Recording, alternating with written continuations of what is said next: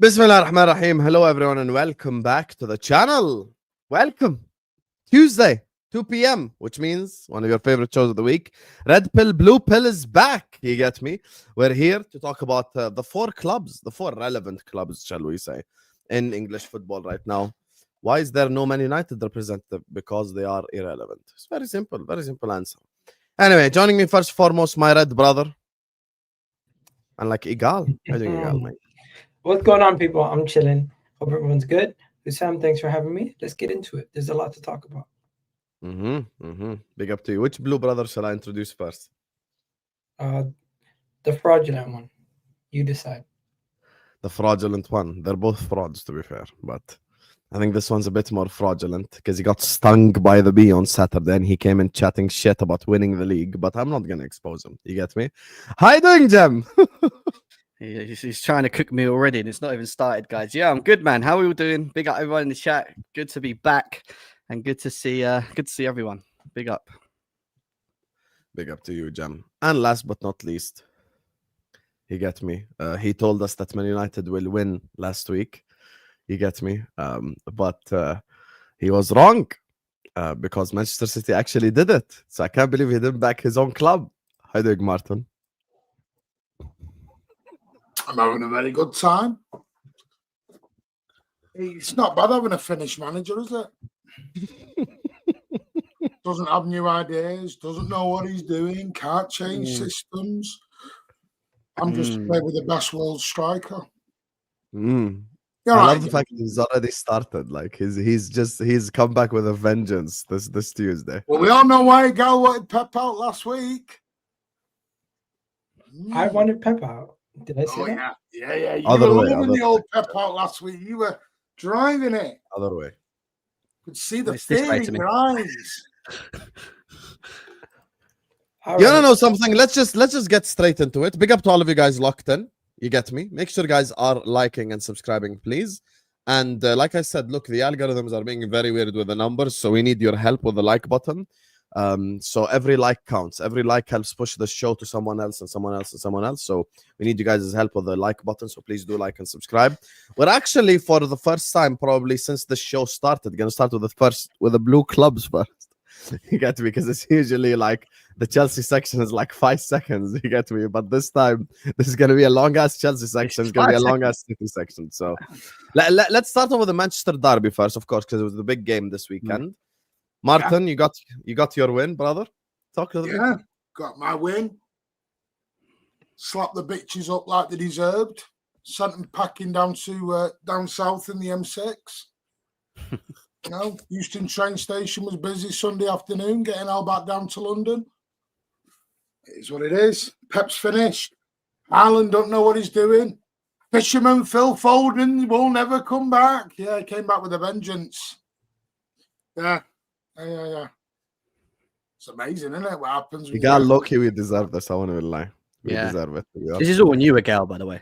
This is all on Igal. You deserve it more than I do, even because you said even crazier shit. I'll be honest with you. What did we learn from that game? What did we learn from that game? Here he goes. That Pep has a plan B. Phil Foden ain't finished. Erling Haaland's the world's greatest finisher.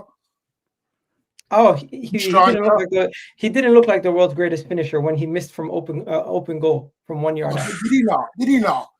No. Was 7 goals and 5 assists in a week not good enough for you? Moldova. Interesting. You're shameless, Gal. You know. No. I'm being dead serious. I'm being dead serious when I say this. They beat a Wolves team and a Manchester United team this season that are both terrible, and they're getting giddy. They're getting giggity again. You mean the United team you struggle with at Old Trafford? First game of the season, everybody has a tough time. You struggle with. You got a lucky one. They never did nothing. They never did nothing against us. You did nothing. We won the game. We won the game. Just about. I think it was only Man United. You know what? I didn't come here gloating after we beat Man United. I was disappointed with the performance. That's standards. You come in here 3-0. You're coming here winning. You're coming here winning. What do you call it? 2 out of your first 4, getting all giggity. Come on, bro. Manchester United and Wolves are two of the worst teams you've played. No. And you beat both of them. Fair play. Show me what you got this weekend. Show me what you got versus Napoli. I'm not taking nothing from this game. You come here with Pep this, Haaland this and this. If you come with that same midfield, that same defense to the Emirates, you're getting slapped. We'll see about that. Do you know why, Gal? I disagree. Oh, you can't say all that and then say we'll see, Martin. What the hell, bro? I'll tell you what it is. That's so weak. No, even Jem should call you out on that. There's no way you say all that and then say we'll see. You cannot say we'll see. Have some shame. No. Have some shame. Take him out. We're coming to your club in a minute, 94 minutes. Be mad at the United player. 130 million, he's still not turned up. Anyway, I'm innocent. I'm going to slap Burnley 5-0. I'm innocent. It's on them, you get me. It's not on me. Thank you, Hannibal. Big up, Hannibal. We'll see on Sunday because everyone goes up Guardiola's tippy-tappy possession football. It's fine. We prove we don't need possession to win games. You have the ball on Sunday. Enjoy yourself. Pass it around for fun. See what happens. Because I'll tell you what, you can go on about your midfield. You know, we've got injuries, you've got injuries. But the last time we beat you at the Emirates is when we had 36% possession, I believe. Last time you beat us was 2 years ago? Whatever it was. Well, it was the treble season. 3 years ago. Treble season. 3 years ago. Treble. So, what was the year? 2023. That's 3 years ago. No, 2 years ago. 3 years ago. Well, where did you go to school 3 years ago? No, 3 seasons ago. Right? But it is what it is. Listen, I'm not on about Sunday. Sunday's Sunday. Oh, you guys are talking about the Kevin De Bruyne game. Yeah, 3 seasons ago. That was a bad the game. Jack Grealish game. But it is what it is. Listen, you slapped us up last year because we were 9. What was the score again? I forget. 5-1. Did you win the league? Did you win the league? Did you do anything to stop us from winning the league? No, but Liverpool did. Liverpool beat you. You're welcome, Martin. You're welcome. So why are you talking like? Why are you celebrating other people's trophies? I'm confused. Why are you celebrating 5-1 when you won now at the end of it? Because we beat you. We beat you 5-1. Oh, we're speaking about 2 people over bragging rights about a game. I didn't bring it up, by the way. One second. Let the record show I did not bring it up. Martin brought it up. Just saying. Okay. Listen, I'm very happy with my performance on Sunday. Very, very happy. Very, very happy. Now, it's a start. We've got to follow it up with Napoli. We'll have to follow it up against your boys. But it was a start.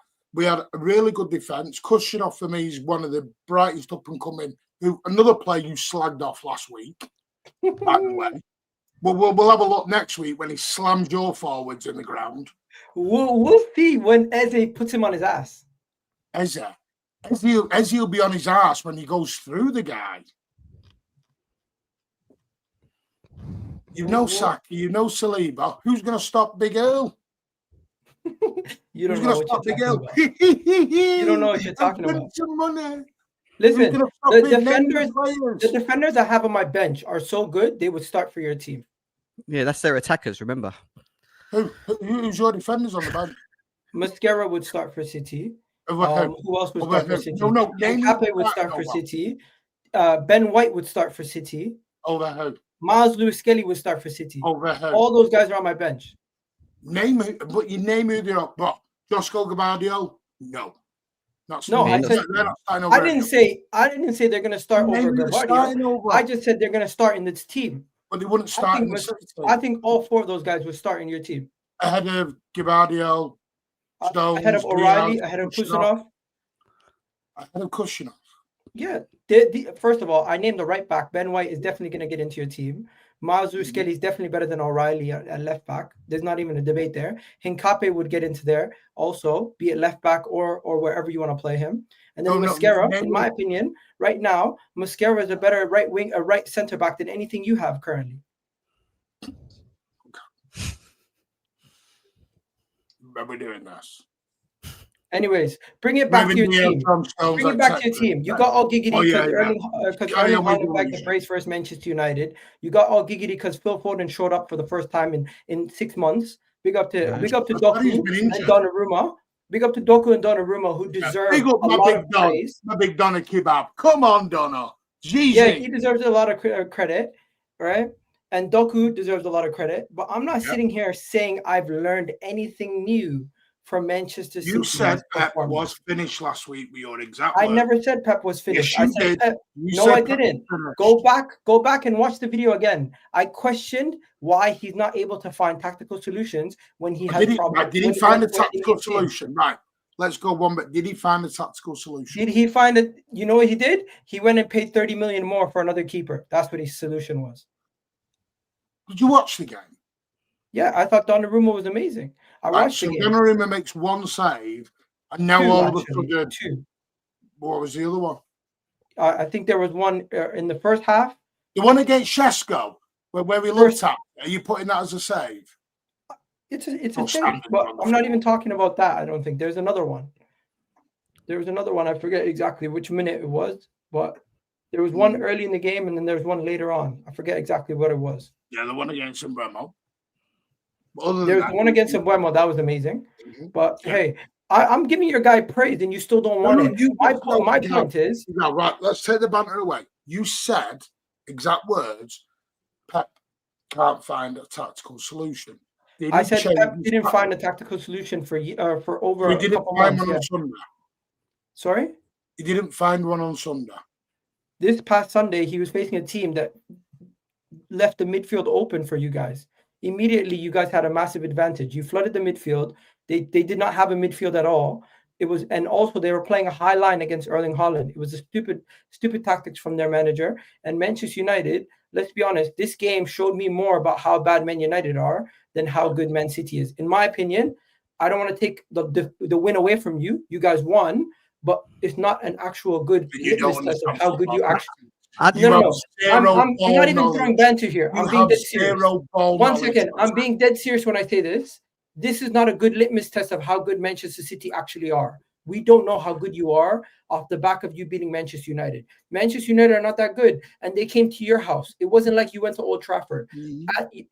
Away from home, historically, they're shit. And yes, in these games lately, they have been picking up points.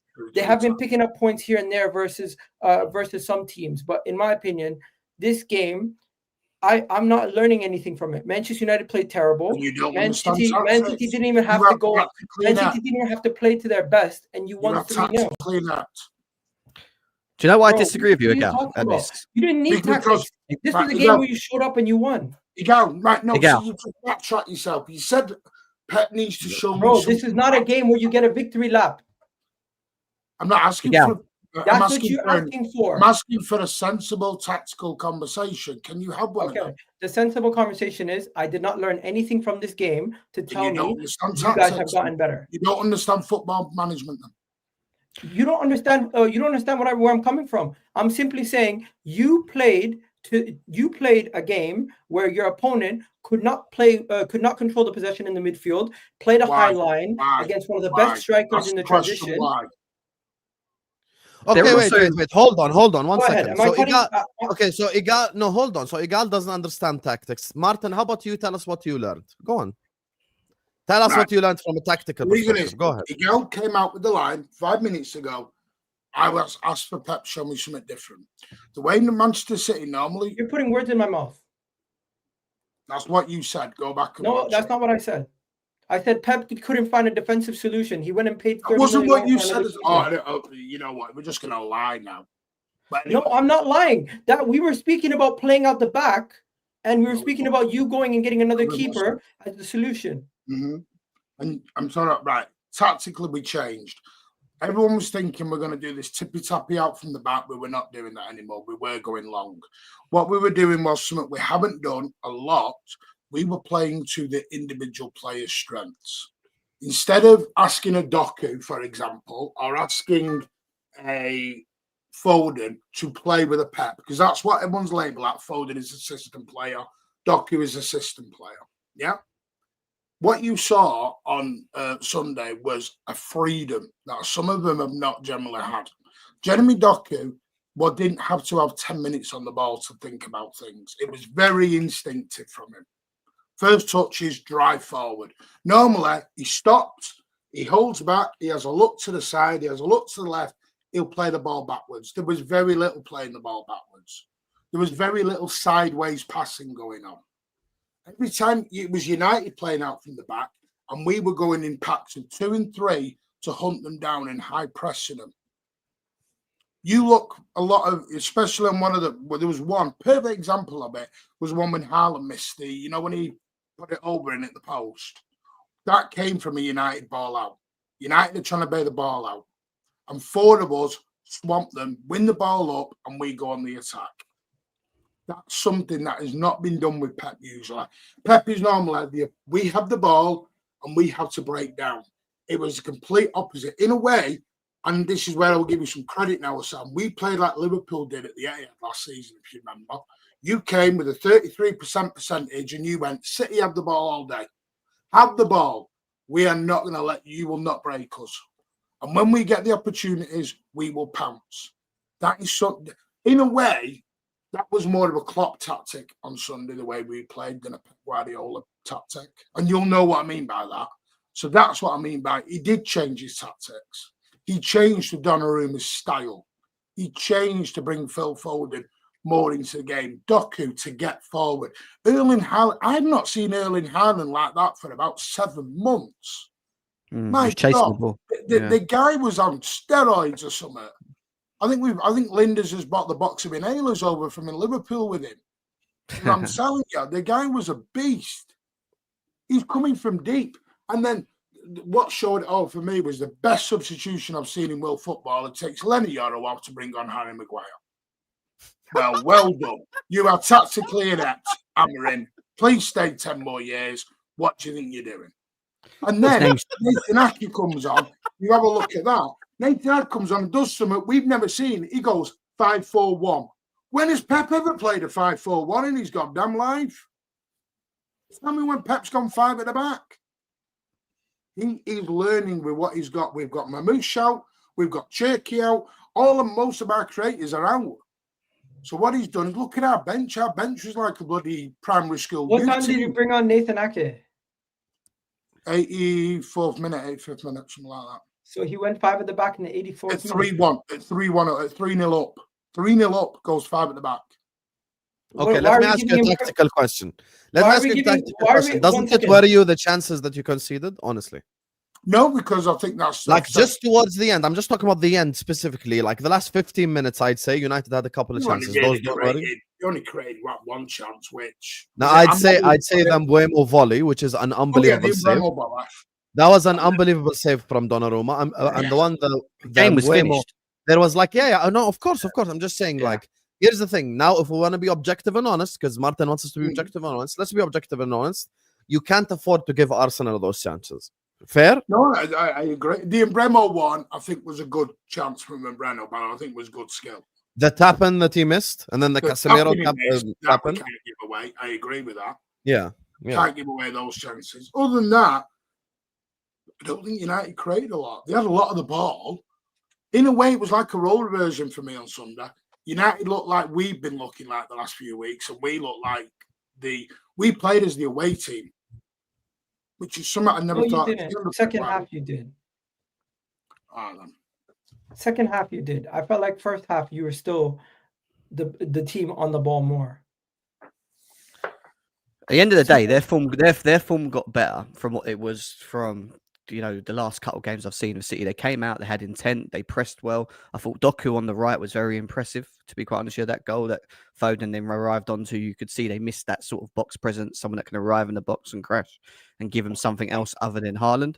And to be quite honest here, yes, we know Man United are shit, but they were also in shit form themselves. So they still had to come out and find United were in the league, man. Would we give Man City the same credit if they beat West Ham today? Because in my opinion, there's no difference between Manchester United and West Ham. They're still Man United, girl. He can't do this. It doesn't matter that it's Man United. They are set up. They are set up to fail. They're going up against a Man City team with a 3-man midfield, with the midfield pairing of Ugarte and Bruno Fernandes. We have to acknowledge the actual setup and how they are set up to lose this game no matter what. They're playing a back four. They're playing a back three of Yuri, De Ligt, and what do you call it, Luke Shaw, to try to stop Erling Haaland. And at times he's literally by himself on the last man. How is that possible? And even worse than that, there's 3 attackers. When they do get on the ball, Man City, they played well defensively. Fair play to them. They set up well defensively. I'll give them credit for that. And I thought Donnarumma made some good saves. I thought they were really solid defensively. But all their attacking phases and everything that comes from that, I would expect that 90% of the time from Man City. I did not see the same level of threat from Manchester United, be it on possession, be it in possession trying to attack Man City, or out of possession trying to be in a solid shape to try to stop them from. Why does that make Man City bad though? That's what I don't get. No, I'm saying you cannot judge Man City thoroughly. It was a derby. Performance. It was a derby. I am viewing this. I'm viewing this the same way I view the Wolves, the Wolves game. Right, so when you play Tottenham, can I have this same thing then? You know something? I don't want you to. Oh, it's a derby. Tottenham are head and shoulders a much better team and are much more difficult to break down. They've only conceded 1 goal, for God's sakes. Manchester United at this moment in time are one of the worst teams in the league, and we speak about them every day. So before we sit here and wax lyrical about how great Man City are, let's call a spade a spade. Let's speak about the positive things that are justifiable and they can do against any team. And let's also speak about things that Manchester United make easier for you to do. Playing on the final line with Erling Haaland against Manchester United when Harry Maguire is on the pitch is a lot easier than doing it against Saliba, doing it against Van Dijk, doing it against Romero. Those 3 teams specifically, Tottenham, Arsenal, and what do you call it, Liverpool, would never give Erling Haaland that kind of space or time. Simple. So right, I'm not sitting here. You do realize. I'm not sitting here talking about you specifically. Manchester United are defensively in possession and controlling games that I cannot even look at this game and say, hey, this is a good barometer of how Manchester City is going. So what's the barometer for City? Because there was a lot. The barometer for City is you guys won 4 league titles in a row recently. Mm-hmm. I want to see some consistency. I want to see great performances, and I want to see you killing off games early. You did that in this game, but guess what? I want to see more before I sit here and say Man City have gotten better. This is a Manchester United team that's poor. You come to the Emirates and you show anything remotely close to that, I'll shake your hand. I'll say I'm an idiot. Okay, here's the thing. Have you? Let me ask Martin a question. Have you worked with Vater, Martin, since the game? No, I haven't. Working with him tomorrow night. You know the conversation you're gonna have with Vater, right? Oh yeah. We've WhatsApped. I've spoken to him. Not working with him. I've spoken to him privately. Are you ready to get the Doku monster unleashed on you? You ready? Oh yeah. Listen, I thought Doku was. What did you think of what he did on Sunday? Because Loki, he was man of the match. You can't even deny that. Because he didn't have to think about everything. Do you know what it reminds me of? That's what we used to say about Nunes. When he doesn't have to think, he's great. You don't have to. You know when it sounds. Is that Jackson? This is going to sound really awful here. I'm not calling Doku a stupid footballer here, by the way. That's a stupid human. I'm not meaning it in that way. Leroy Sané, for example, worked better when he was instinctive. When he didn't have time. So there's players, there's wingers, strikers that work on pure instinct. We always say sometimes strikers can have too much time in the box. And they're like, oh, do I go right? Especially like you get some one-on-ones. Yeah. Alan Shearer was famous for it. Never change your mind on a penalty. If you change your mind on a penalty, you start switching all over the gaff. Yeah, and you end up missing. Like. Yeah. Doku was very instinctive. He did it quick. He didn't think about it. He was very direct. And that's why I am making a big issue about the tactics, because for the first time in a long time, there wasn't no Pep Linders on the sideline going rah, rah, cheer, cheer. There was no Colo Torre on the sidelines going rah, rah, cheer, cheer. It was like Pep became and realised, hang on a minute, I've got to play to these players' strengths. We're not quite where we are anymore. We haven't got the team we've had for the last 5, 6, 7 years. Those team are legends. We thank them. They've been magnificent. This is a new phase. And Pep mentioned that on Friday in the presser of, I will adapt to what the players need as well. You don't bring in a Donnarumma and play like Edison. And that's what everyone was worried about. Yeah, it's a constructive criticism. When you bring in Donnarumma, you have to change. Because that's the reason why Enrique sold him in the first place. He sold him because he can't play out from the back and all that stuff. So that's the big criticism to Pep. He doesn't change. And I would agree with that last season. He didn't change. Now he has. He's changed a lot. 1 second. Why are we crediting somebody for riding a bike? Like, he's the manager. He's supposed to do these things. He's credited as the best manager in the world. And we're saying, oh my God, he's doing the bare minimum. I mean the bare minimum. Am I wrong though? We were criticizing him last week for doing the for not doing the bare minimum. No. And now he's doing the bare minimum. I'm supposed to credit him. Stop the way. Me and Jem weren't criticizing. You were criticizing. No one else was. I think at this moment in time, you said they were on the way down. That's what you said, Leah, last week. You said that they're on their way down. They're not going to get over the hurdle. Guess what? It's one game versus Wolves. Everyone was ready to crown them league title champions again. So I'm not sitting here after one game versus Manchester United. I'm sorry. When have I said they're league champs? No, a lot of people were ready to put you back into title charge. Whoa. I've never said one win, you're ready to go. In 15 minutes and said we're winning the league. Bro, you're not. You're listening to what you want to hear. I never said you're winning the league. I'm just saying after the Wolves game, a lot of people were ready to crown you title contenders again and say you were ready to go and challenge for the league again. You then go lose your next 2 games, and now you win the game versus Manchester United. All of a sudden, everything is rosy again. It's week to week with you guys. I'm taking it one game at a time. Yeah. Now I want to see it against Napoli. Then I want to see it against... I want to see a level of consistency which I haven't seen from Man City for well over 6 months. Do you think it's unfair that City have to play Thursday, but Arsenal play today, Tuesday? Don't even get me started on that Thursday. It's a bit weird, isn't it? It is a little bit unfair. I can lie to you. 2 whole days of rest. We both play on Sunday. What do you mean? We're playing Thursday night. You play today, Champions League. He plays Thursday night. That's the point. They don't dictate who plays in the Champions League. Look at the shoulders. All I gotta say is they have enough rest days regardless. They played on Sunday. They played on Sunday. It would be unfair for them to play on Tuesday. So then they wanted to put them on Wednesday. I'm playing. Do you know what, Gal? If it was the other way around, you'd be saying the same thing. You'd be going, "Why is Arsenal play on a Thursday and we got to play?" I'm not allowed to say those things because I'm an Arsenal fan. I'm not allowed. Not only that, you're playing at quarter to 6. No, it's the truth. It's the truth. It's the truth. If I would have brought this up, if I would have brought this up to you guys right now, I would have got a lot of stick. The fact that it's coming from Hussam, did you bring it up or Martin? Yeah, I brought it up, to be fair. Not Martin. Let's be honest. We've already talked about it. We think it's a joke. No, the honest truth is, it is a little bit unfair that you guys are playing on Thursday. You should play on Wednesday. But guess what?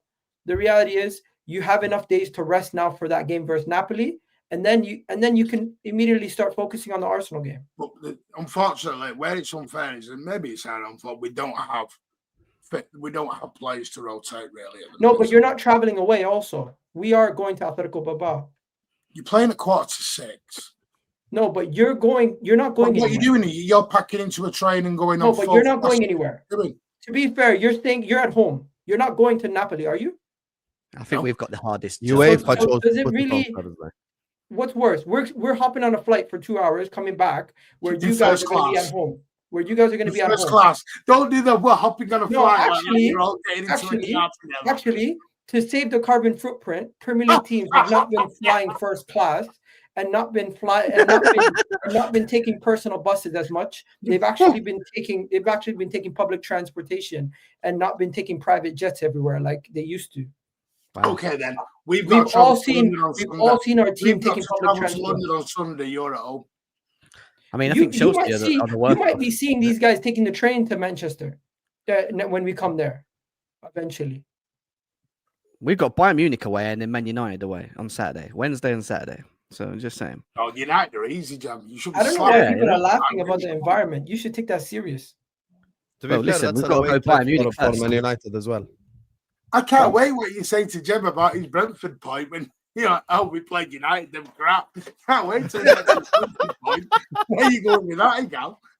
What are you talking Anyway, speaking of, I do want to move on, talk about Chelsea. No, bro, it's been 4 games. It's been 4 games. Man City lost 2 of them. It doesn't matter. We're still going to turn it around. You beat 2 crap teams, all of a sudden you're great again. It doesn't make sense to me. Sorry, I forgot Leeds United and Nottingham Forest were the masters of the world. You know something? I'm not sitting here saying we're the best team in the world. Who's the best team in the world? Right, carry on. Let's have a look at your tweet from Saturday, shall we, Gal? Should we get that up?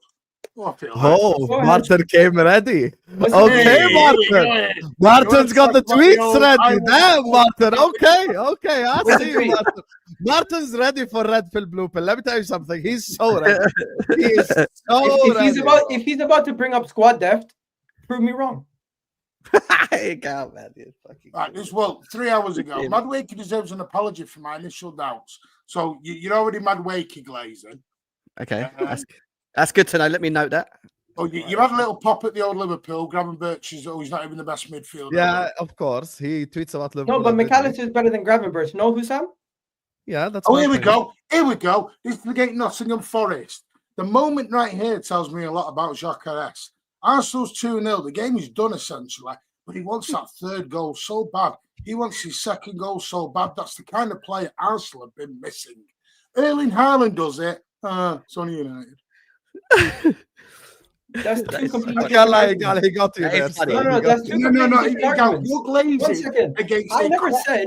Team. I'm talking about a player's mentality. He's talking about who's sitting here talking shit about Erling Haaland. He's gonna win the Golden Boot most likely. What are you talking about? That's not even a got you moment. What are you talking about? I'm talking about my player's mentality. No. I'm talking about my player's mentality at 2-0 up. And you're sitting here talking about what? What's your point? It's the difference. The way you're talking about City's 3-0 win is like we just had to turn up, do it. It was the crap team from League 6 or whatever. No, but I also do think it's fair to say you've played 4 games, you've won 2, you've lost 2. Mm-hmm. Let's wait and see before we start saying Man City have fixed all their issues. And they beat supposed top 6. We've never said we fixed issues. No, but you said you started to see a lot of Pep's changes in tactics, and you think you've seen a lot of things that are positive. So let's wait and see before we start jumping to the conclusion that things are going to 100% be a lot better. Well, we can. Same way people are not going to say after 1 game versus Nottingham Forest, Arsenal's attack is going to all of a sudden be one of the best in the league. I mean, what was the Phil Foden tweet about? What was that about? What's all right. I said I actually took off my hat and said he's alive because I didn't know he was alive for the last 6 months. Alive. Do you not know he's alive? No, he's been missing. Is Saka alive? He's been missing for the last God knows how. He's actually injured, so that's poor taste for you to mention. He's got shoestrings, his hamstrings. Oh, we're what are we doing now? We're insulting injuries. Is that have 1 goal in 14 games? Very to be classy. You're insulting injuries, talking about very classy. He had 1 goal in 14 games. On the bench. So classy's all your side. You can take the piss out of Phil Foden being injured for a year. No, I'm not sitting here making fun of people's hamstrings. He's been missing. I'm not sitting here making fun of people's hamstrings. More flip-flop than Brighton Beach. No, he had 1 goal in 14 games when he returned. What? 1 goal in 14. 1 goal in 14 games. Oh, did you miss the goals versus PSG and Real Madrid? Once since he returned, 1 goal in 14 games in the league or something. I read. We don't want to talk about Cole Palmer half the season, not only scoring. He's deflecting. He's deflecting again. Look, he's talking about Man City, and he's talking about Saka. What do we, Martin? I expect better from you than talking about. No. I'm not slagging off injuries. No, you literally are. That's the taste. 2 ears, use it. No. I'm not a child, bro. Don't talk to me like that. What are you doing? You're talking about somebody's hamstrings. You're talking about somebody's hamstrings. I'm not talking about that. Poor taste. Right. That's poor taste. No, I'm not. 2 years, 1 off. What am I? 2-year-old? Relax, bro. You're being ignorant at the minute. What are you talking about? Let me speak. Go ahead. Talk me for 5 minutes. Go ahead. Just a little bit. Give me 1 minute. Why are you acting like this? Give me 1 minute. Go ahead. You don't need to act up for the cameras. This is just. Go ahead, Martin. What is it? I'm not slagging injuries off. I'm asking you to be consistent. Don't say Phil Foden's missing when he's been injured for a year. I mentioned Saka and you get all upset and defensive. Have the same energy is what I'm asking for.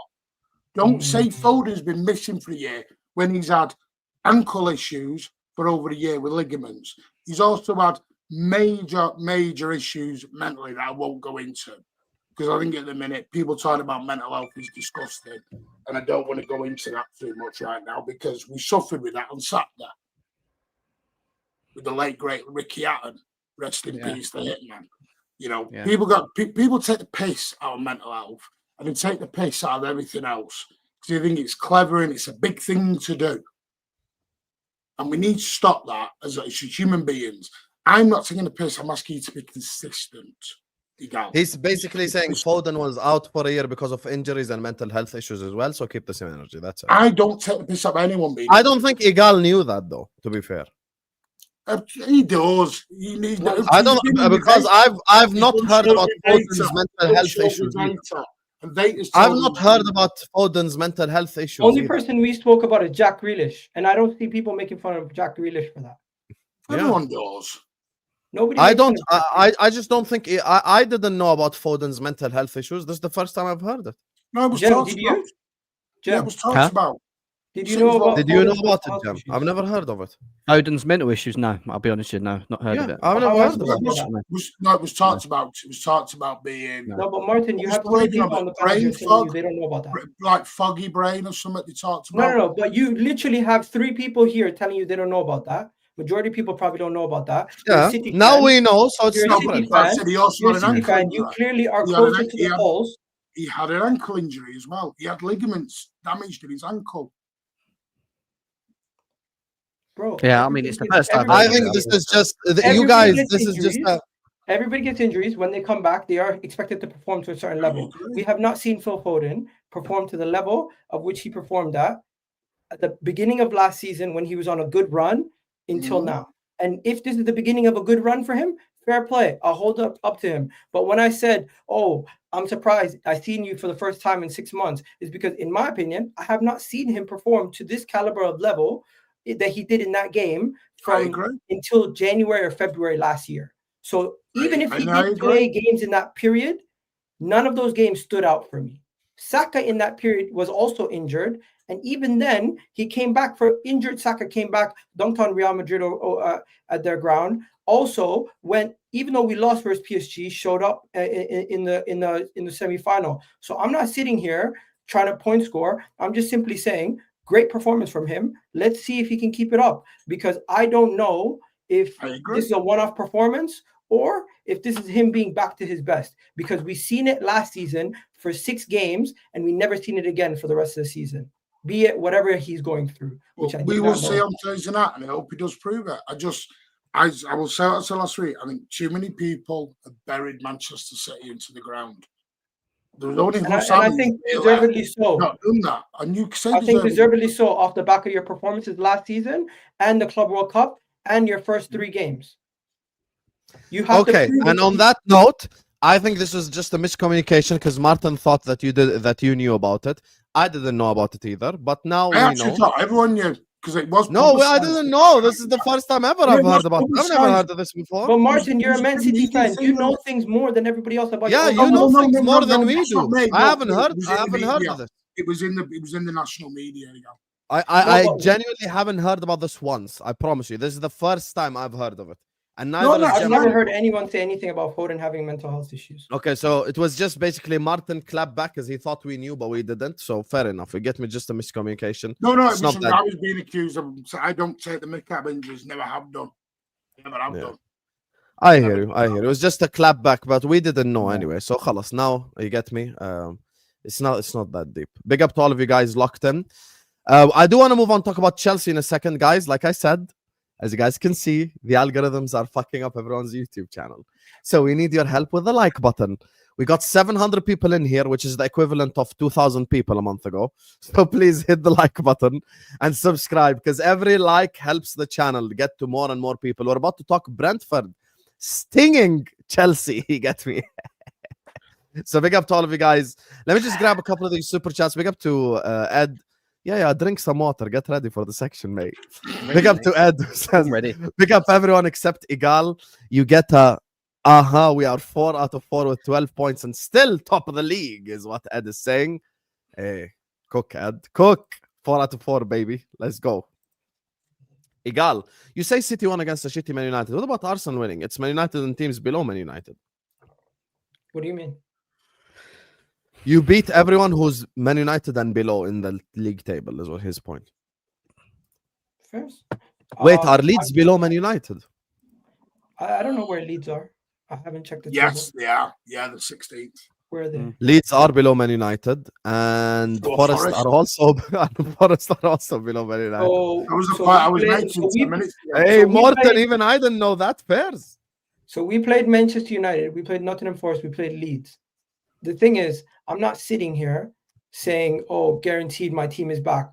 I don't have, at this moment in time, I just need to get my results. I know my team is going to challenge for the league and we're going to be up there. We play Man City next. I'm saying I expect a good performance versus Man City and I expect to win. I don't go into that game cautious with my words, worrying about what people are going to clip up. I think my team is one of the best teams in this league, and at home we should win our games. And be it against Man City, Liverpool, whoever it is, when we play at our home, I expect to win. We played away at Anfield. It was a tough game. We lost. Fair play. At this moment in time, I'm just taking little bits and pieces from the game. For example, Gyökeres's build-up play. Gyökeres is showing little bits that he's evolving and adapting. That is what I'm looking at. I'm looking at Madueke's performance. I'm saying, wow, he's looked impressive. I'm looking at Eze playing on the left. He's looked good. I'm saying overall, we scored 2 goals, which sometimes you're not going to see that often. Zubimendi scored a really impressive volley, but how many times is he going to smash it from outside the box? And we also scored a header late. If we would have scored, if Gyökeres would have scored the banger, the one where he banged it off the post, and then maybe I would say, you know what, our attack is really looking good, but I still need to see more from this attack. We're just starting to click. We haven't gone to the level where I expect us to be at yet. Still growing, still getting better. And Forest, as much as I want to big up my performance, Forest just brought in a new manager. Forest did not look anything at all. They had a left back who I'm pretty sure any of our players on either of our teams would have done amazing against, but Nani Madueke had him for toast, so fair play to him. And yeah, overall, man, I'm just saying to myself, I'm impressed with the fact that we have so many key players out and we still don't have a drop in form at all. That is the main key part that I'm looking at this game and I'm saying, wow, Mosquera, Zubimendi, Eze, Nani Madueke, and Gyökeres all come into the team playing their first game where they're all starting together, and it's like we're not missing Saka, we're not missing Saliba, we're not missing Havertz, we're not missing any of these guys at this moment in time. And maybe it's different versus Man City. I would expect Man City to be much tougher, but right now there hasn't been a drop in performance even with all these key players out, and that's exactly what I asked for from the squad depth that we currently have. I think it's the best squad depth in the league. Okay, great. If Man City beat Arsenal, big up to Ola Kunle, who says, will they be LFC's biggest challengers? Would Arsenal be out of the title race? Arsenal never made up an 8-point gap last season. If City beat Arsenal, I feel like it would, if that happens, right? Because that's his question in the hypothetical. If City do beat Arsenal, then let's say Liverpool beat Everton, because at Anfield we usually do beat them. So if we're on 15 points and Arsenal are on 9 and City are on 9, it gives me a very weird dynamic. Like, okay, then I'm just going to take both of them seriously until like they give me a reason not to, basically. I feel like then it would be difficult to separate them because I can't ignore what I saw from City against like a Brighton and a Spurs. And if Arsenal lose to City, then I can't ignore the fact that City are also serious. So like, that's my thing. I feel like next week's game, Igal was right about one thing. Man United are definitely not a litmus test. The litmus test will be this Sunday. How do you do away to Arsenal? How? Yeah, spot on. Because even if you get a draw, by the way, that's a very good result for City. This is what I mean by when I kept saying 10 games. Because if you look at our fixtures after we come out of Arsenal, it's Burnley, Brentford, Everton. Burnley, Brentford, Everton. Mm-hmm. So my fixtures are tough to start the season, and I like it this way because we really hit the ground running and have to be ready right away. And it just means later on in the season, once we've clicked into gear, we'll be picking up performance consistently. I don't want to be more than 3 to 4 points away from Liverpool this early in the season, or else it could be a problem where I think your next 2 games are very tough. I agree with you. City and Newcastle away, both tough games. I agree with that. Newcastle away worries me more than City, to be honest, because we're at home. You had an okay start. It was only Liverpool away, really. Manchester United away. You can't throw United. As much as anybody wants to talk about Manchester United away versus Manchester United at home is 2 different animals. Going to Old Trafford compared to being at your own ground playing them is 2 different things. I expect to beat Manchester United 4-0 at my ground. I know it's going to be a tough game away at their ground. Okay. Speaking of tough away game, you get me. A perfect segue to talk about Chelsea. Big up to all of you guys locked in. Make sure you guys are liking and subscribing, please. And please do remember all links are in the description. Igal Talks Football, The Mancunian Way, and Kings of the Bridge on Playback. It's all in the description. Go give them all a subscribe and go check out their content. I love it when I see a lot of you guys in the other communities. Just the hospital's ringing. I'll be 1 sec. No worries. Take your time. So, Jem. Yes. Hi, guys. How are we, guys? Chelsea are 2-1 up until Fabio Carvalho scored in the 93rd minute. How you doing, Jem? Talk to the people, brother. There's not much to say, is there? We can just be quick again with this one, can't we? No. You're going to say what you have to say, brother. Listen, Chelsea's problem in the first 4 games of what I've seen of Chelsea is their tempo, the way they play the game. And in the first half, it's a pure example of something that we've been doing throughout most of the Premier League games this season, where we just seem to just not move the ball quick enough. There's not enough tempo. There's not enough directiveness. There's not enough running in behind. And when you come up against teams that are compact, that are going to sit, that are waiting for you to break them down, we've just been a little bit slow out of the blocks. And for the first 45 minutes against Brentford, we were doing that. It was very long-winded. We had João Pedro thinking he was a 10, dropping deep, trying to link up play. We had our wingers being doubled up on, and every time we did give them the ball, they were going backwards, so they weren't making runs in behind. Equally, I thought Enzo Fernandez was probably one of our best players in the whole game, but in the first half was pretty okay. And then obviously there's the defence. And when we spoke a couple of shows ago about how and where Chelsea should be compared to the other guys on here, the one thing I always banged on about was about our defense, because even though we have very good fullbacks, we have 2 defenders that are backups playing currently and playing consistently throughout a 38-game period. And we've seen in that Brentford game, for example, how the ball, Chalobah goes to try and win the ball in the first goal, completely doesn't win the ball.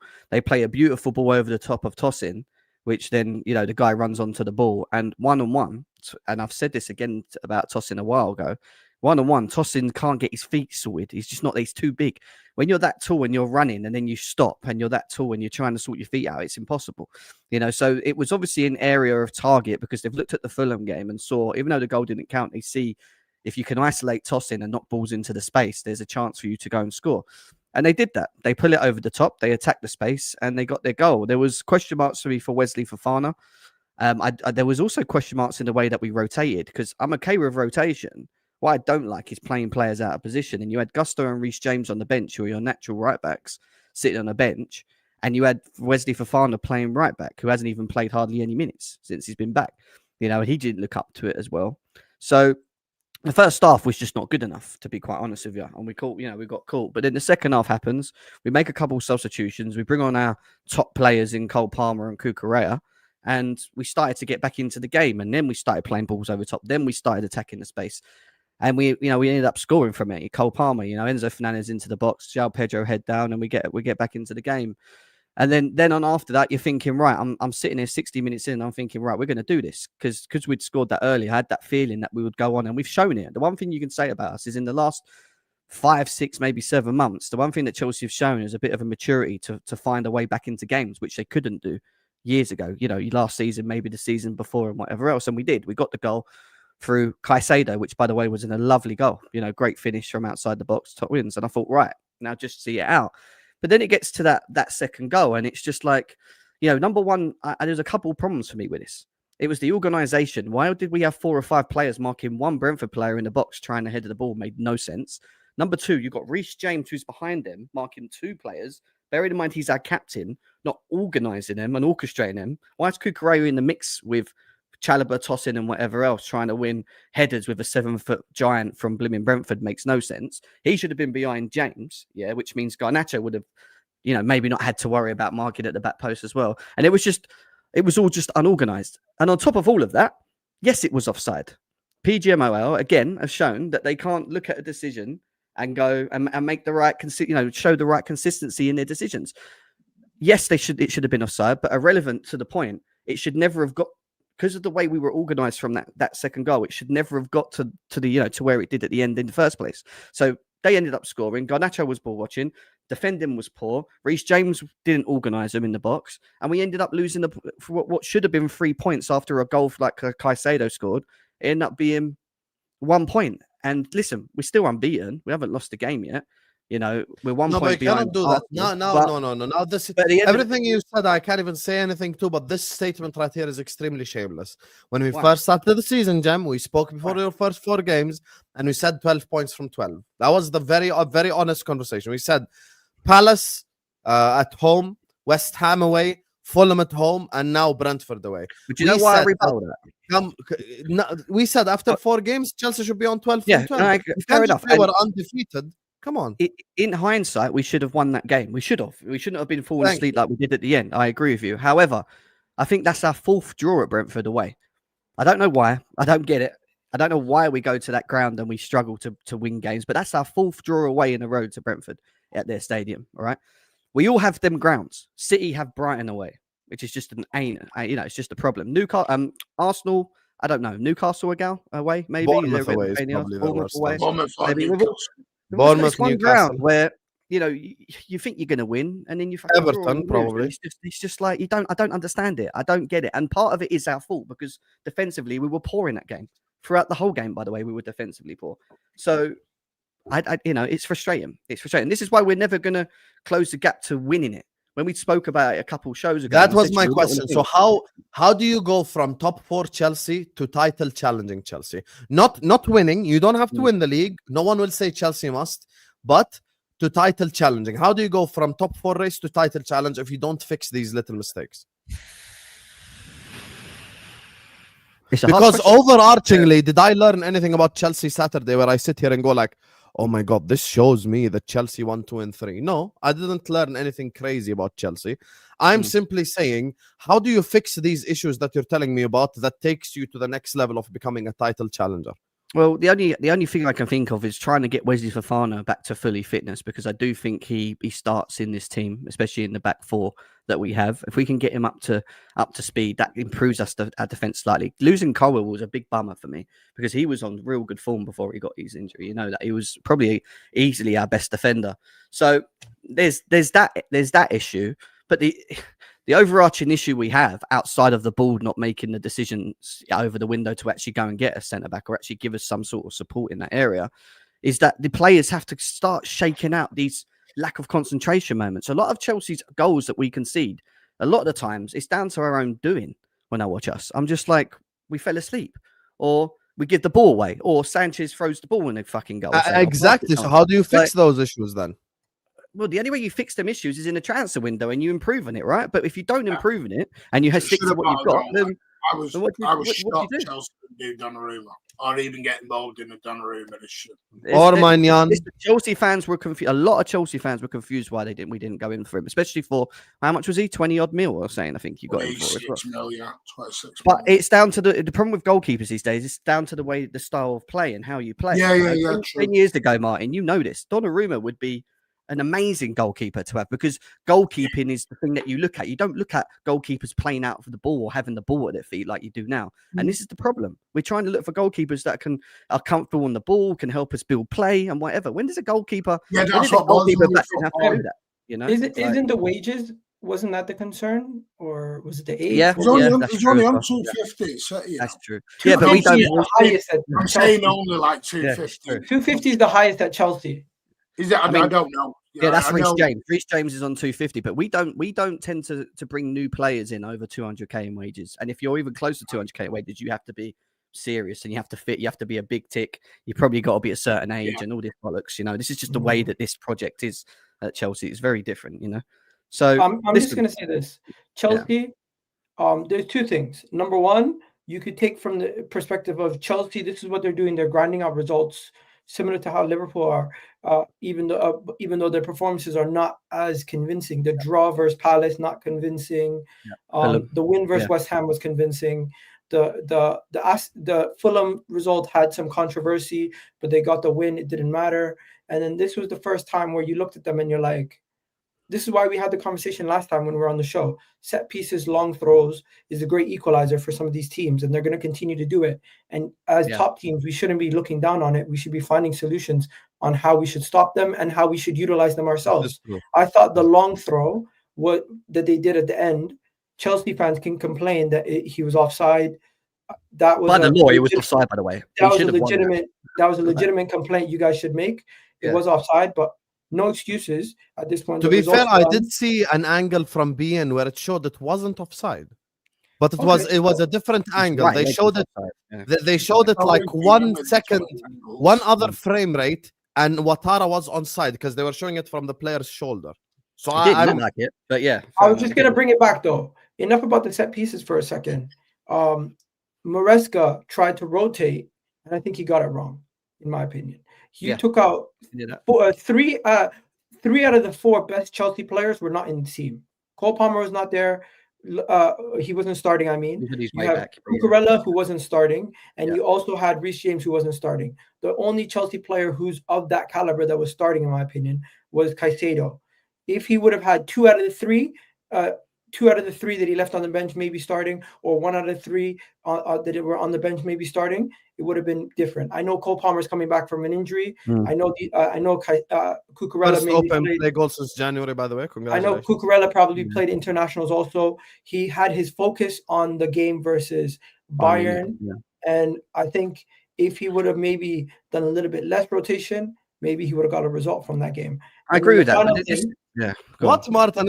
I can't congratulate him on a Palmer goal. It's the way you did it. You did it so. It's his first. Do you know why he's shameful when we've not got to Liverpool yet? He said that Flopverts was better than Palmer at the beginning of the season, right? And I've watched this guy in 4 games do fuck all. Palmer's come back from an injury, and his impact was massive in that team. Do you know the signing I don't get with Chelsea? You're so shameful. It's unbelievable. Did I say anything that's a lie? I said, congratulations, Jem. He scored his first open play goal since January. I'm congratulating you. That's it. But you're not talking about you saying Verts was better than Palmer. The ball in the back of the net. First time in We're coming to Florian in the Liverpool section. Oh, he ain't getting away with it. Can I say one thing, though? We can talk about Florian Verts in a second, but Gittins, is that his first start for Chelsea? Oh, Gittins was awful. He was awful. Hussam, don't do that. Hussam, don't do that. He's played Gittins played his first start. Yeah. The way people are coming for him is wrong. Chelsea. Why? Chelsea did not play some of their best players, and they expect this kid who they just bought to come into the team and immediately be one of their best players. It was a lot of cards. Would they have been better off keeping Madueke? It's his first game. Would they have been better off keeping Madueke? Be honest. It's his first start. It's his first start. He's not one of the main men. He wasn't bought to be one of the main men. And in my opinion, I'm looking at Neto first. I'm looking at Enzo. I'm looking at those guys before I look at the new signings. But when it comes to Chelsea, your fan base is freaking ruthless. I'm seeing some of your fans, some already saying this guy's a waste of money. They're saying the same about Hato as well. You know, he only played his first game, in the Premier League. That's wild. You know, No, I'm not writing him off. They forget that they've got to adapt to the system. But Neto gets no criticism. Who? Neto gets no criticism. Apparently, Neto was man of the match to Chelsea fans. I think Neto was good, to be honest. Yeah. I thought he weren't bad, but I don't think anyone was man of the match. Not when you draw, in my opinion. You could say they were better or they were our main players that stood out. Enzo Fernandez and Pedro Neto were the 2, and Caicedo. They were the 3 that stood out in that game. Caicedo's really, a good player, to be fair. Yeah. Oh, you've just come to that conclusion now, boy. He's a good player, Caicedo. He's a good player. He's a good player. Listen, on the thing on Gittins, you're right. Gal's right. You didn't even mention him. Huh? Is this the Arsenal section? Nah, all the players who rejected Liverpool played well. Yeah, no problem. And we're top of the league. Go ahead, Jan. I love this chest from Miguel this season. Miguel, I want this chest in May. I want to see this chest in May. You'll see this chest even if I'm losing the league. You know me. Yeah, he will. I've We'll be there when City beat blazing Chelsea last week. You were like Chelsea in a title race. I think Chelsea I think people need to calm down. Chelsea might not. You want to know the problem, Martin? And I feel the same way Igal does. I'll tell you why. Because the way that they conceded the goal was weird. Like I can't come out from that game and give like a mad conclusion like Chelsea are not in the title race, Chelsey are shit, because they conceded a goal in such a shit fashion. Yes, okay, the first we do that though. That's the problem. we always do that shit. The first goal they conceded, they should be embarrassed because the one pass from Henderson and the guys one-on-one, you can't be doing that, right? Doing that. Yeah, I agree. Second goal, it was just like a weird long throw. Yeah, I can't miss the ball and then from it. Because the goal was so late. I see this in my own fan and everyone's fan bases. But you always concede that 93rd, 94th minute goal. Yeah. It works both ways. Either because everyone microscopes it so much because you're 30 seconds away from a win. It's like you, Hassan, when we get to you had a post-match in your head ready at 0-0. In your head, you're going 0-0. I'm thinking, and you're listed, and then that penalty goes in. You're sat there going, right, that changes everything. Then it did. Everyone becomes an amazing. Oh, it was a great performance. And you're like, yeah. It's what you call the Liverpool judge. I don't know what it is, but they always do it, man. I swear, when they got that penalty, anyone, it's just it's that when you concede or you score in the dying seconds, it does change your outlook. Because they did the comeback thing. They came back. They were 1-0 down. They came back to 2-1. Caicedo celebrated. Garnacho very shameless, acting like he did anything for that goal. You get me? Very shameless. Garnacho. Cut the ball back. What are you talking about? Yeah, man. Listen, you want to know why people are saying positive stuff about Garnacho? Because he wasn't as bad as Gittins. That's why. But yeah, I think Gittins will be a great player. I just think Yeah. it's a lot of pressure for a young yeah. lad. So can I also say something on this as well? Right, that one of the things that really frustrates me about Maresca specifically and his tactics is that he's got this thing about inverting fullbacks all the time. I don't want my left back. I don't want my left back inverting against the team that's got a back five. You need for your fullbacks overlapping your wingers to allow them to run with the ball. Every time we did give the ball to Gittins or we gave it to Neto, they were getting doubled up on because they had no one next to them. Do you know what I mean? They need someone to give them that, like, so they can, you know what I mean? I'll give you an example, Sam. I watched you guys. I know we're probably going to come to it in a second, yeah. But the way that you play football all the time, yeah, is you play with fullbacks that give you width constantly. Even though Gakpo's on the left and Salah's on the right, they end up finding themselves in the pockets in the middle. They don't actually hold the width. They come into this little pocket here, which gives them the space to run into the box 1, 2, and you can't do that when you've got our wingers getting doubled up on. Yeah, having to try and beat 1 or 2 man on their own, or maybe try and go back into midfield. Like, you need support, you know, and this is the problem with the inverted thing. They don't get it. They don't get that moving forward. Like that's a Pep thing. I'm saying Maresca's got that from Pep. Yeah. I just want us to be more like with our fullbacks, more like I want them to be further up in them games, you know, help us try and break these teams down because we ain't great at low blocks. We struggle to break them down. We need everyone to be further forward to help us, you know, find the pockets and whatever else. And, you know, it's just, I don't know. I think Maresca needs to look at that. And obviously we've got Bayern Munich on Wednesday, haven't we? Which is going to be very interesting. That was my next question. Your next 2 games are Bayern away and United away, which you always do bad in. So but we put ourselves under pressure. But Maresca's put himself under pressure now because, like Igal said, he made a ton of player rotations for this Bayern Munich game. Yeah, and if we don't get a result against Bayern Munich, then we have to go and beat Man United. And guess what? We haven't beat Man United away since May 2013. So, and I don't know why. Again, it's just one of them games again where we just don't seem to find the way. So, you know, I hope we go to Bayern, and I do think that we can cause them problems because they will play a high line. Company plays a high line. Yes, they've got a very good attack with Diaz, Elise, and Kane, and they will give us problems. But when you look at them defensively and in their midfield, that's the one area where I think when I look at our midfield, I look at our attack, where I think we can go and actually hurt them a little bit, you know, and attack the space behind. Would it shock you if you beat Bayern and lose to United? No, that would just be so Chelsea. It would. It really would. And they would be sitting here laughing about it. I wouldn't be, but you know what I mean? Like, unlucky for you, the Tuesday show is after the United game, not after the Bayern game. You get me? So we're not going to be here after Bayern, but we'll be here after We need two W's, man. We need to go and beat them both. If we go and beat them both, then we're back on track. That's what I want to see from my team. We need to do a blue pill, red pill after the Champions League or something. Sorry. Yeah. Yeah.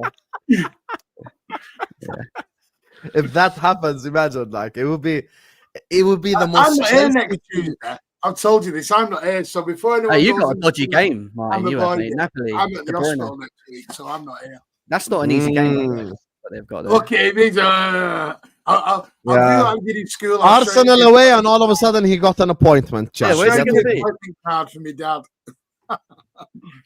Or you can join from the car. Yeah, exactly. See, you can join from the car. I can be off camera. So Noah Gow and Martin review on the City Arsenal. What a shame. Fucking hell. Yeah, we need for a silent. I'll let a gal just wax. It's almost like somebody's ducking. All I gotta say. Oh shit! Oh shit! You gotta have it, Martin. You ducking him. All right. I'll come on from the hospital car park then. No worry. Yeah, you can do it. Just switch on your camera, auto rotate, baby. Put it there. Let's go. Martin, in the Bugatti, it's quite an awkward steering wheel. No, the Bugatti has a very good steering wheel. You get me? Don't make excuses. I'll be honest with you. I've seen you do shows where you sat there and you screamed at Hamza for 2 hours from a car park. So what we're not going to do? That's the space. No, we're not doing that. That's the space at 4 in the morning. You can still use your phone camera. You get me? You're a very rich man. The Sheikh has been putting the money in your pocket every month, so you can afford to come on from the phone. we know this. We know this. You get me? Just park up the Bugatti. Big up to Fonzie. Says first time Super Don. As an Arsenal fan, we must, is what Fonzie is saying. Yeah, thank you for your first ever super chat, Fonzie. I appreciate you. The lie would be so much more believable if you didn't have a fucking moderator sign next to your name, you fucking idiot.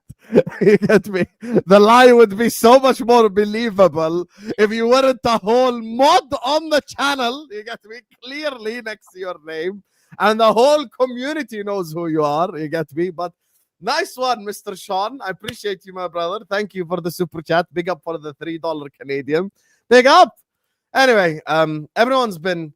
We're going on the Galacticos now. Should we talk about? Yes, everyone's been indirectly throwing shots at my club, so might as well just talk about Liverpool Football Club. Big up to all of you guys. We have hit 250 likes. Let's try to get 300, 400. Like I said, the algorithms, I promise you, are messing up everyone's channels. So every like counts, and we need you guys' help. So please hit the like button and subscribe right here, right now. So I want to start with Martin on the Liverpool thing because I feel like he's bringing a lot of verbal to the table. So yeah, you've been sending sly digs from the start of the stream. So I want to know, just get to it. What is it? Tell me. Well, listen, you are grinding out results. My question is, are you going to be able to? Because I hear that all the time, and again, and I do hear it because we did it a long time ago. So sign of champions, play bad and win. Can also go the other way as well, though. Can also go the other way and you get a good hiding off someone at some point. Because I do think you are riding your luck. I do. Florian Wirtz, listen, I'm not going to, I'm going to do this, take the banner away. Florian Wirtz, I think, is an exceptional footballer. My issue is I'm not sure he suits your midfield right now. I think he's upset your balance slightly. And I don't know whether it's the right combinations that are in there with him. I don't know. Because for me, I think you've upset Szoboszlai a little bit with him in there. Because I actually rate Szoboszlai. I think Szoboszlai was a sign and a half when you got him. Wouldn't have minded him at City, if I'm honest with you. But what is Wirtz's best position in this Liverpool team? That's my big. What is his best position? And I've asked the same thing with Cherky as well. I'm not sure Cherky's going to suit a City system the way we're set up right now. Mine. You know when Isak finally comes into this team, which is obviously going to be soon. Mm-hmm. What do they do with Eki Toki? Do they put him in 10? Eki Toki. Is that a game show? Guys, Isak plays left wing. Wait a sec. Does he play? Isak or Ekitike play left wing. Simple. So Wirtz is still going. Wirtz is still going to play in that 10. Is my answer. So Ekitike would be on the left, yeah. Mm-hmm. Or Isak could play on the left also. Well, that's where he played for Sociedad. Yeah, so it could work. He didn't look. Spend 120 million and bang him on regardless. This is the problem. I'm just letting you guys talk. Let's be serious. I mean, let's be serious. Let's be serious here, because I thought Liverpool absolutely dominated the game as we expected. Like, this is, they were, like I said, they had their fullbacks flying up and down, and Burnley were just kicking the ball and getting it to, who is it on the left? Andrews, is it? I think I can't remember the name of the guy who was getting the ball. Anthony. He was just Anthony. Jadon Every time. Anthony. Time he got the ball, he was just running on his own, trying to beat Konate and then trying to beat Szoboszlai and trying to get round the ball, trying to make something, and it was very hard for them to get out. The one thing I will say, and I'll give Burnley, they were so alert in the box. Every time you got into the box, bang, bang, bang. They just didn't give you that moment, you need them moments in the box where they just fall asleep. They weren't having that.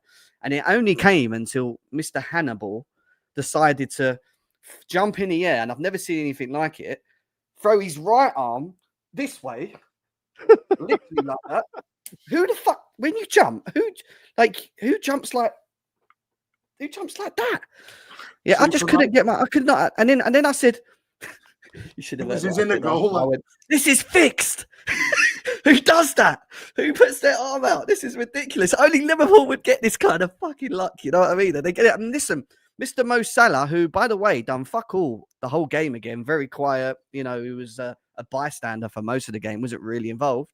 Steps up and he puts it in the back of the net, and they win the game. And yes, it's a sign of champions. Don't get me wrong, yeah, but it goes to show that every game's not a given, because these teams are setting themselves up in a low block, making it very hard for teams that are going there, especially when you're away and you're there at home. They're making it harder, using the crowd behind them as well to get them through it. And it even shows the likes of a team like Liverpool, with all that quality that they've got, were struggling to break them down, So it was a bit of luck at the end, and they get the 3 points. But, it's annoying, is what I would say. Very annoying from a rival standpoint. I'm sure Igal will air that even more so. Looking at his face. Go ahead, Igal. Everyone knows my opinion on the Liverpool game, so I'm letting you guys speak first, and I'll speak at the end. So go ahead, Igal. He's that force of the move to Madrid. Where do I begin? Let's go to the first game of the season, Liverpool late winner, if I'm not mistaken, right? Bournemouth, late winner. Chiesa comes on. Second game, Newcastle. Newcastle away. Late winner, right? Arsenal game. When did the free kick happen? 88th minute. 83rd minute. I love the way you've got notes on this in your and then finally, Burnley. Down. Once again, they can't keep getting away with this. Now, don't get me wrong. Arne Slot deserves credit for constantly finding solutions late in games. He made these substitutions for all these games to help them win those games. So I'm not taking it away from them. But I do think Liverpool need to start seeing themselves break down some of these teams earlier and bury some of these games earlier. They haven't clicked yet. They haven't brought in their number one summer signing yet. So there's still a lot of room for improvement, which is scary to say the least, right? But this Burnley game is just another example of why Liverpool are a team to reckon with. It's not a thing where you can insult them as much as I want to. They find a way, even with Gravenberch playing shit, even with Salah playing shit, even with Florian Wirtz playing shit, even with all these guys playing shit, to find a way to win, and give them credit. Now, where I will give them stick is it's been 4 games. We haven't seen enough from your big summer signing. Mo Salah has not looked his best in this current system. Is this going to be something that we see to continues for the rest of the season? And also, Cody Gakpo is not of the caliber to be your starting left winger week in, week out for the remainder of the season. So you're going to have to find a solution there. And then Kirkez was honestly not Liverpool level the first 4 games. Forget about anything else. He's just showing Bournemouth was a level below. And I thought he was better than Kukurea, that guy. First 4 games, this is supposed to be the best left back in the league, you said. Yeah. My ass. I don't know about that. But hey, Husam, I think I've been quite fair. I think I've been quite balanced. If I'm going to say your best player was Ryan Gravenberch, and no wonder your Liverpool fans have been hyping him up for the last 48 hours, deserves the hype, showing some tech. And yeah, Liverpool, this is what you guys get away with a lot. because you won the league, because you are current Premier League holders, and because you are top of the table. And that's the honest truth. Well, what does that mean? They don't get as much criticism because they've won all their games and they won the league. So guess what? All these players who would get criticism if it was another team doing this, they get away with it. They get a pass. By the way, that was lucky. What they did against Burnley was nothing else but luck. The guy putting his hand out like that is ridiculous. You know what? We can't call it luck because Frimpong was a substitution to bring in an extra attacking player instead of taking off another defender. So Frimpong won the penalty.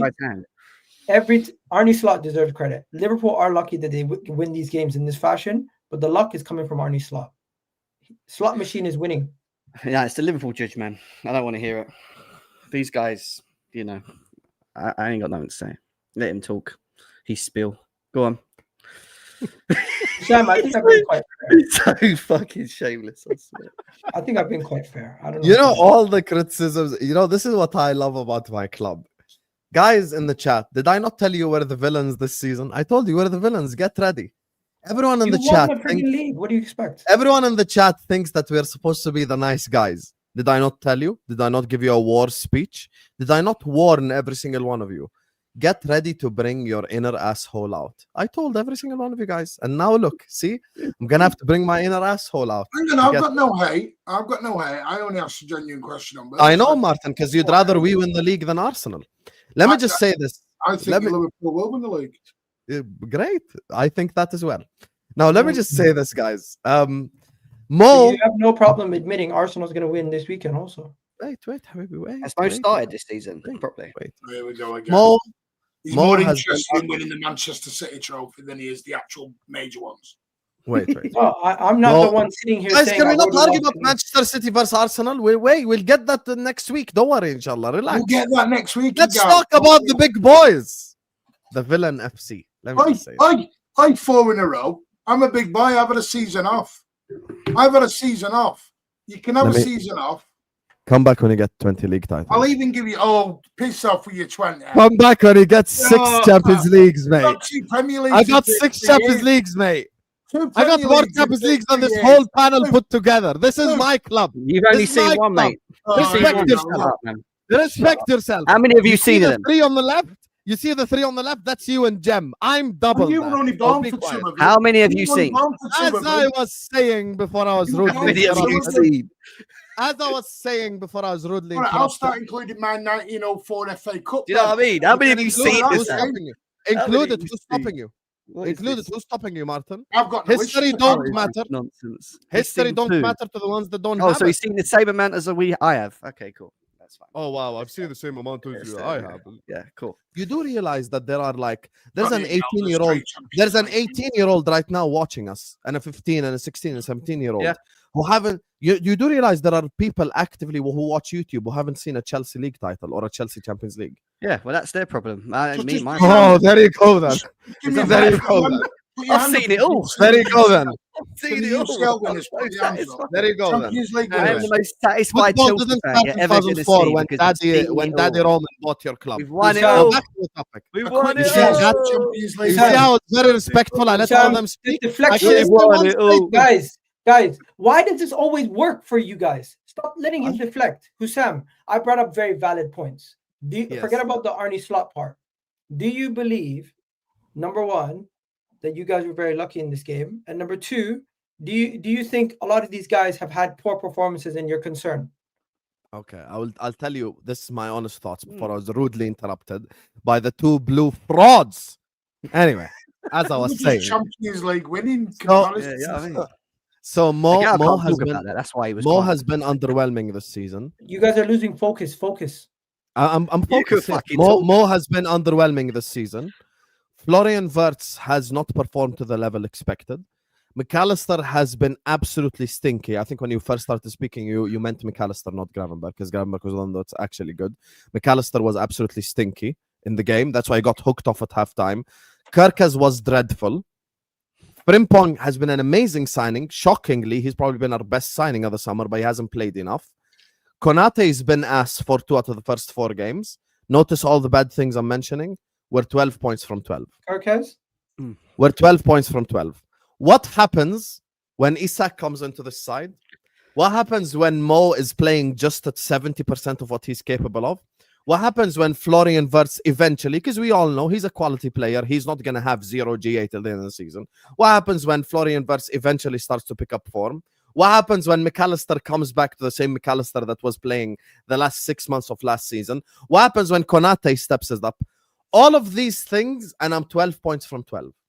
So what happens when everything goes well? Everything's went wrong, and I'm 4 wins out of 4. If everything goes well, Is the way that we played against Burnley. The problem is statistically, whether we like it or not, factually speaking, Liverpool dominated Burnley. They had 0 XG. 100%. They had 11 men in the penalty box. I agree. Is it? I dislike the word lucky. I think fortunate is more favorable. Fortunate. Okay, Because here's the thing: fortune favors the brave. The way that Slot ended that game, and Igal touched on this, he brought Frimpong on for Konate. We ended that game with 1 centre back on the pitch. Only Virgil. There was no other centre back. Frimpong should have scored, really. Yeah, exactly. There was only one. There was 1 centre back on the pitch. Now, here's the thing. If anyone wants to be angry, you get to be angry. But channel your anger towards Hannibal, the Burnley player, because he's the one that made that idiotic decision. He's the one that decided to elbow the ball in the penalty box. And look at this. It was the 93rd minute. Not a single Burnley player complained. Hannibal himself didn't complain. The crowd didn't go like, oh, like we were hard done by. The guy, UFC, elbow punched the ball like right here for no reason whatsoever. Now, is that moment in itself fortunate? Yes, but fortune favors the brave. Liverpool were brave. Liverpool attacked. And he's an idiot. Now, in hindsight, 4 games later, probably our best performance was Bournemouth in the first game when we won 4-2. Because everyone now looks at Bournemouth and goes like, oh, damn, like Bournemouth are actually a very good side. Maybe we underestimated Bournemouth heading into the season because Iraola is a fantastic manager and he's doing really well for them. So maybe we underestimated them a little bit. And that 4-2 win against Bournemouth suddenly looks really good.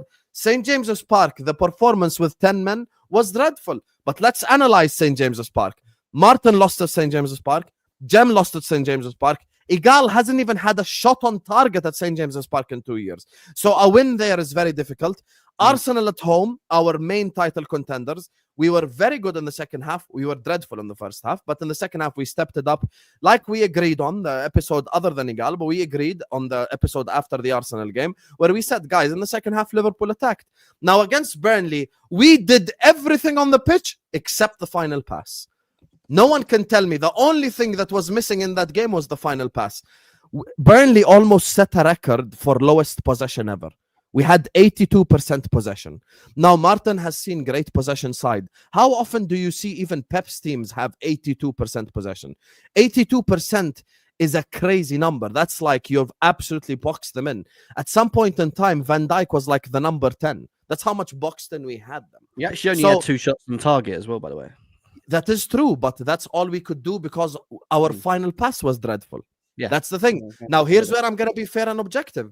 The reason why we paid 100 million for Florian Wirtz is to unlock these low blocks. So that's the thing. I think people are channeling their energy a little bit towards Mo and a little bit towards Gakpo. I'm looking more at Florian Wirtz because I'm like, guys, we did pay 100 million so he can help unlock the low blocks. So that's the thing where I expect Wirtz to step up. Now, if I want to look at it tactically, because Martin will know exactly what I'm speaking about. Ekitike and Florian Wirtz are running into each other. This is something that I've noticed 2 games in a row now. Because Ekitike drops deep to collect the ball, and Wirtz is in the space already. So this is something that needs to be addressed by Slot. Now, here's the thing.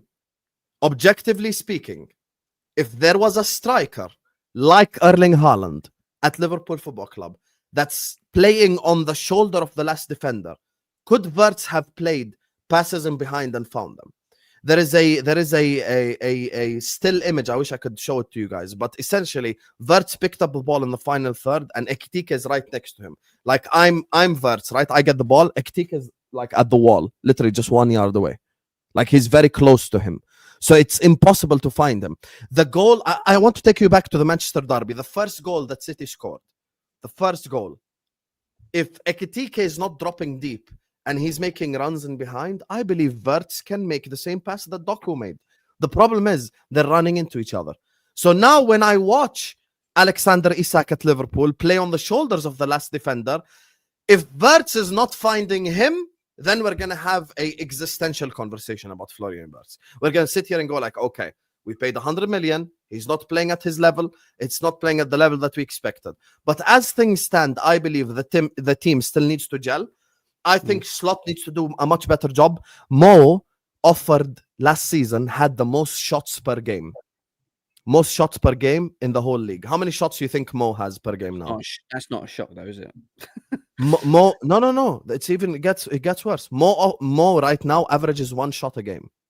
It's only going to get worse with Isak coming in. It won't. It won't, because he's more of a prototypical striker, which will suit us more. Because he'll run into the space. Yeah. Everyone thinks. I think Isak's going to play on the other side of the pitch. He's going to play. No, he'll be in behind, and then Salah will be coming in behind. He's going to get 45 minutes. Yeah. I think he'll either get the first 45 minutes against Atleti or the second 45 minutes. But do you know what's happening in football? I believe Ekitike will be on the bench. You know what's happening, just in my opinion.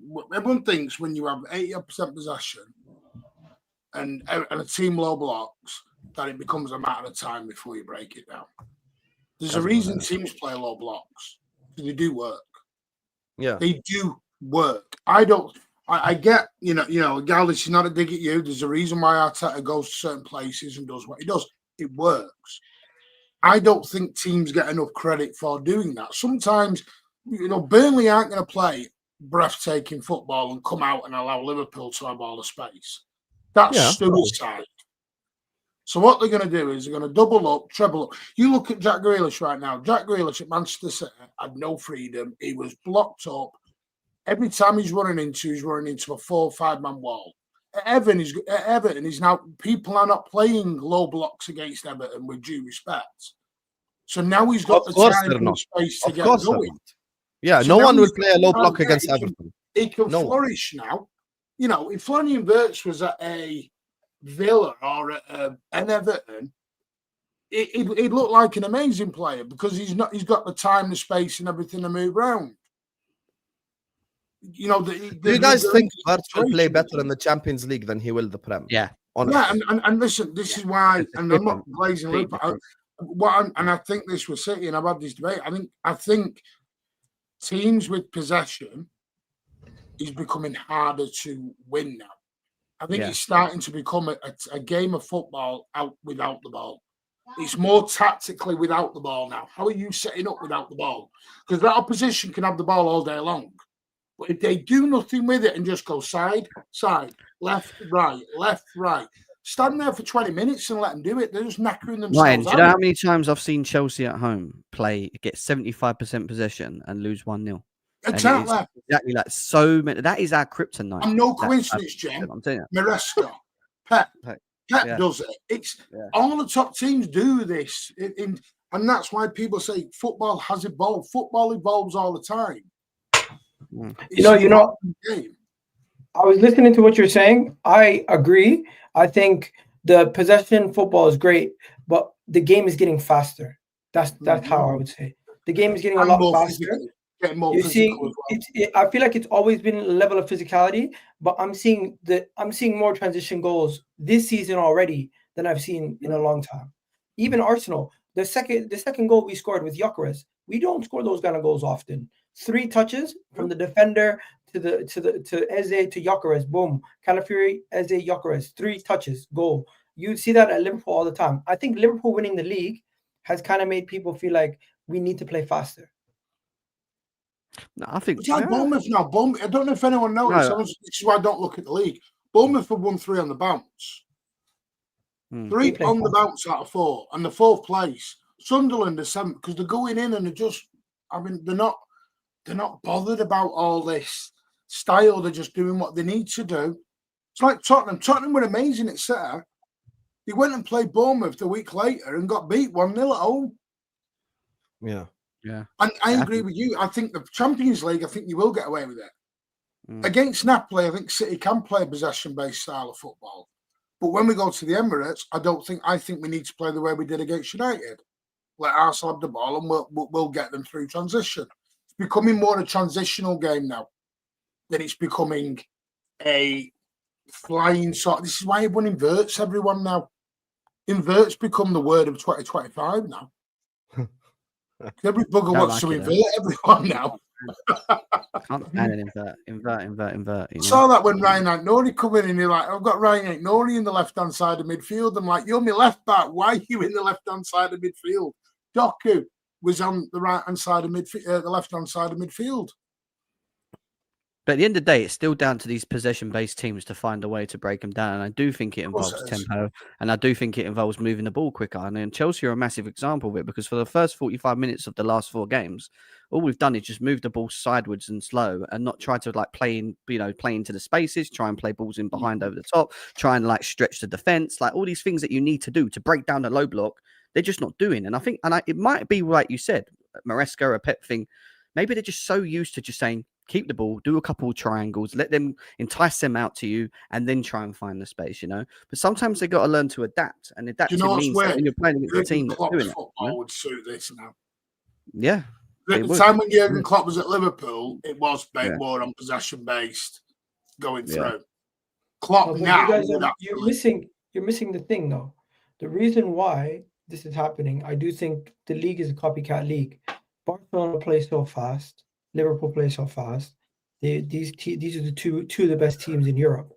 PSG, I wouldn't say they necessarily play 100 miles a minute all the time, but they do also play fast. So they pick their moments. So some of the most direct, quick attacking teams have won their respective leagues and have won top trophies. So you are going to see a shift away from possession style football. You're not going to see Wolves anymore trying to do tippy tap until the 90th minute. They're just going to say, you know what? Let's just get it down the wing. Let's get it to our midfielder. Let's see if we can get a through ball in right away.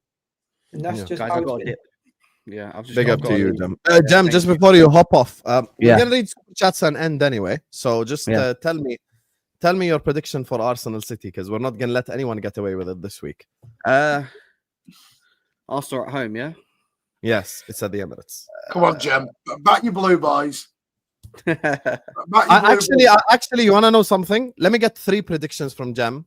Jem, we're gonna end the stream now. Anyway, we're just gonna read super chat to end the stream. Can you pull through just 2 minutes? Arsenal? We forgot about Arsenal and Forest, but anyway. Yeah, that's what I'm saying.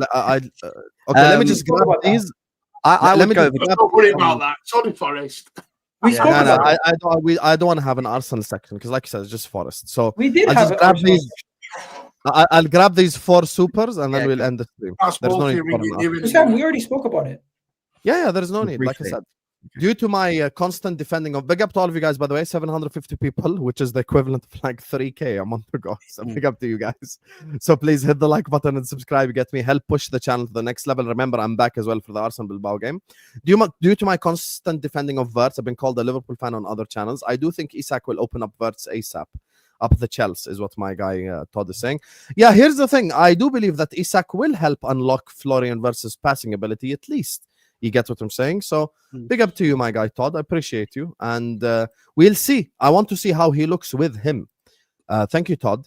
Hossam, you can tell that thing helping you not smoke is not working. These 3 definitely have you craving a cigarette. Even if I crave it, I did tell you guys I'm going to quit, inshallah, by the end of the season. So I've got this little IQS thing, you get me? And hopefully I do end up quitting. So it doesn't matter. It tastes like cigarette, but my breath feels 100 times better already. Gravenberch is shit. You have proved you haven't watched. I think he meant McAllister. When did I say Gravenberch is shit? I said he. When you were speaking, I think you made a mistake. You meant McAllister. I said he was amazing. No, I know. But when you first started speaking, go look at what you said. You said by mistake that Gravenberch was bad at the start. Yeah, it doesn't matter. It's only a mistake. Yeah. Just saw on playback, your Govy exposes you.